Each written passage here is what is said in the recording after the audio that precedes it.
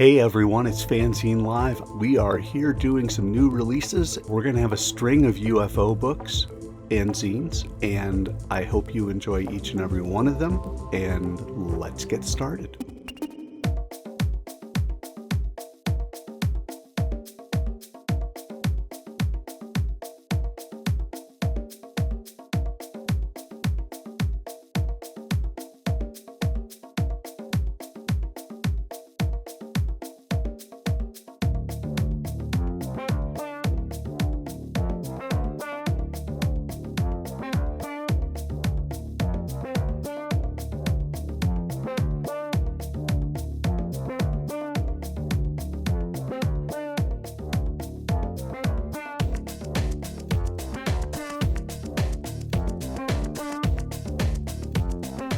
Ken Bailey had a challenge in his latest edition of the Mighty EnergyGirl. He got caught in the Comics Wellspring shutdown. He had this book ready to go at Comics Wellspring, and he was going to do a standard saddle stitch glossy book. It was going to be great, and then they shut down, and he was stuck. His answer to that was go back to his more recent, I wouldn't say original, but his more recent other form of printing, which is go to the color photocopier, and well, I guess black and white photocopier, and make the old business binder approach. It's an interesting approach to use this. I've done it for business presentations, never done it for a comic. It works, gives you a nice full 8.5 by 11 magazine size rather than the smaller comic book size like you would see perhaps with a comic book size version of Patriot that I've got right here in my hand.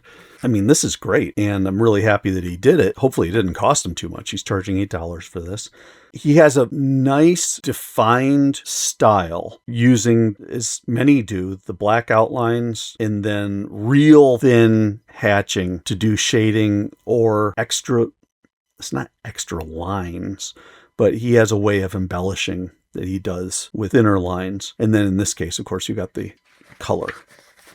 Using this type of photocopy approach allows him to do a color front and back cover, or front and back of the inside front cover.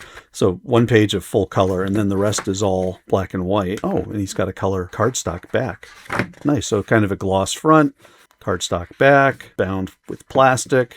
Not bad. So what we've got here is a story of the Mighty EnergyGirl who kind of has been drummed out of superhero work. And this is, in a way, I guess you would say her story of redemption and getting back into the scene. You can see how Ken works. A lot of hatching. He does not use Zipatone, but he does a ton of grays. He does heavier grays, lighter grays, sometimes cross-hatching to get his different textures in. Kind of an interesting mix. He uses a standard computer font type.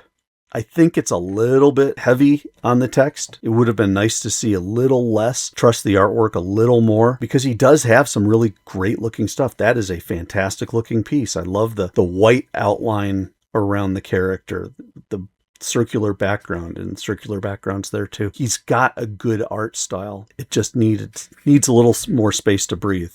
The story itself is pretty cool. Kind of this, we're trying to get the Mighty EnergyGirl, who basically is a glorified housewife, try to get her back into the mix. Some good pinups. I mean, that's a Supergirl, Superman type pose there. That's really well done. Am I correct in seeing some Terry Sue Wood in this? I don't know, maybe. It just seems like the style is very similar. It's a text-heavy one. Sometimes comic creators have to go that heavy because they're constricted by the number of pages they have available, and so they have to cram as much as they can in. Sometimes you need to just stop what you're doing, put the work aside, come back and say, okay, what can I cut? And still get the gist of the story told. The other thing you can do is if you can't cut and you still have as much text as this, that maybe what you ought to do is stretch it out. Turn this into a full page by itself. I bet there would be some interesting stuff that he could have done art-wise to match up. When he doesn't have that, I mean, like this page is really strong. Don't call me newbie. Big punch, getting up, coming back. I love that. Collision, the slam. I mean, this is really good. It's just when he gets into the exposition and the heavy dialogue stuff, it's almost too much and just needs to be stretched a little bit or just edited a little more.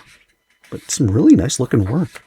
So then he's got his little epilogue here, some previous information. This Armageddon is the antagonist of this, and they, in the end, work it out so that Armageddon is redeemed. And then we get to the UFO checklist. Yeah, he only made 20 copies of this, so I feel fortunate to have one.